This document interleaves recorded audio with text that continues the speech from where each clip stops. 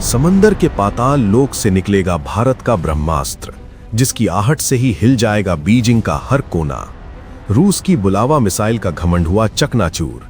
भारत की देसी तकनीक ने बदल दी पानी के अंदर की जंग। बंगाल की खाड़ी में बैठकर सधेगा सीधा निशाना। चीन के सुदूर उत्तर तक गूंजेगी भारत के ब्रह्मास्त्र की दहाड़। एक ही वार में होंगे कई शहर तबाह। भारत की MIRV टेक्नोलॉजी देख दुनिया के डिफेंस सिस्टम ने टेक दिए घुटने। अब तक दुनिया मानती थी कि समंदर के नीचे से दुनिया को डराने की ताकत सिर्फ रूस और अमेरिका के पास है।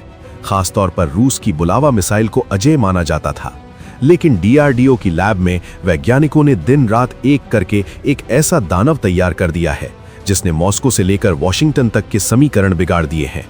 ये सिर्फ एक हथियार नहीं है, बल्कि भारत की सुरक्षा की वो गारंटी है जिसके बाद कोई भी देश भारत की तरफ आंख उठाने से पहले अपनी 7 पुश्तों की सलामती की दुआ मांगेगा। पानी के नीचे होने वाली जंग के नियम अब बदल चुके हैं। दुश्मन सोच रहा था कि वो हमें घेर लेगा, लेकिन उसे पता ही नहीं चला कि कब भारत ने उसके गले पर अपनी अदृश्य तलवार रख दी है। ये ताकत इतनी भयानक है कि इसके सामने मॉडर्न रडार और डिफेंस सिस्टम भी बच्चों के खिलौने नजर आते हैं। तो आखिर क्या है नए भारत का ये रहस्यमयी हथियार, और क्यों इसे भारत का असली ब्रह्मास्त्र कहा जा रहा है? बात शुरू करते हैं उस गलतफहमी से जिसे दुनिया पाल कर बैठी थी। उन्हें लगता था कि पानी के अंदर हजारों फीट की गहराई और भारी दबाव के बीच से इंटरकॉन्टिनेंटल मिसाइल दागना भारत के बस की बात नहीं। लेकिन DRDO ने जब K5 मिसाइल का खाका तैयार किया तो दुनिया देखती रह गई। रूस अपनी बुलावा पर इतराता था, लेकिन भारत की K5 ने साबित कर दिया है कि हम किसी की परछाई बनकर नहीं रहना चाहते। K5 की कहानी सिर्फ एक मिसाइल की नहीं, भारत की उस जिद की कहानी है जिसने नामुमकिन को मुमकिन कर दिखाया है। ये मिसाइल पानी के अंदर से निकलती है, लेकिन इसके निकलने का तरीका इतना साइलेंट और घातक है कि जब तक दुश्मन के रडार कुछ पकड़ पाते हैं, तब तक मौत उनके सिर पर नाच रही होती है। समंदर की काली गहराइयों में छिपी पनडुब्बी और उसके अंदर बैठी ये K5 मिसाइल किसी भूत की तरह है। दिखती नहीं, लेकिन जब वार करती है तो बचने का कोई रास्ता नहीं छोड़ती। अब सवाल आता है कि ये लॉन्च कैसे होती है। यहीं आती है वो तकनीक जिसे कोल्ड लॉन्च सिस्टम कहते हैं। पानी के अंदर अगर रॉकेट चालू हो गया तो पनडुब्बी फट सकती है। इसलिए एक गैस जनरेटर के जरिए मिसाइल को ट्यूब से बाहर धक्का दिया जाता है, बिल्कुल वैसे जैसे शैंपेन की बोतल का ढक्कन उड़ता है। जब मिसाइल पानी की सतह को चीरकर हवा में आती है, तब उसका इंजन स्टार्ट होता है। इस तकनीक का सबसे बड़ा फायदा है साइलेंस, खामोशी। लॉन्च इतना स्मूथ होता है कि दुश्मन के सुनार को भनक तक नहीं लगती कि नीचे क्या खिचड़ी पक रही है। जब तक उन्हें पता चलता है, तब तक रडार पर एक चमकती हुई लकीर दिखती है जो उनकी तरफ आ रही होती है, और तब तक बहुत देर हो चुकी होती है। लेकिन दोस्तों, धनुष कितना भी शक्तिशाली हो, उसे चलाने के लिए मजबूत कंधे चाहिए। K5 का कंधा है भारत की नई S4 क्लास की परमाणु पनडुब्बियां SSBN। अरिहंत क्लास तो बस शुरुआत थी। असली गेम S4 और S4 स्टार पनडुब्बियों का है। ये आकार में 2 गुनी बड़ी हैं और रिपोर्ट्स की माने तो ये 8 से 12 K5 मिसाइलें एक साथ ले जा सकती हैं। इसका मतलब समझ रहे हैं आप? एक पनडुब्बी के अंदर इतनी तबाही का सामान है जो पूरे के पूरे देशों को नक्शे से मिटा सकता है। ये पनडुब्बियां न्यूक्लियर पावर्ड हैं, यानी महीनों तक पानी के नीचे बिना किसी आवाज के छिपी रह सकती हैं। दुश्मन की नेवी पूरे हिंद महासागर को छान मारेगी, लेकिन उन्हें ये नहीं मिलेंगी।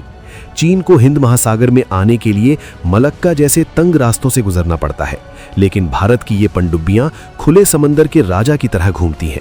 ये भौगोलिक फायदा यानी जियोग्राफिकल एडवांटेज और K5 की ताकत मिलकर एक ऐसा डेडली कॉम्बिनेशन बनाते हैं जिसने 2025 में भारत को सुपर पावर बना दिया है।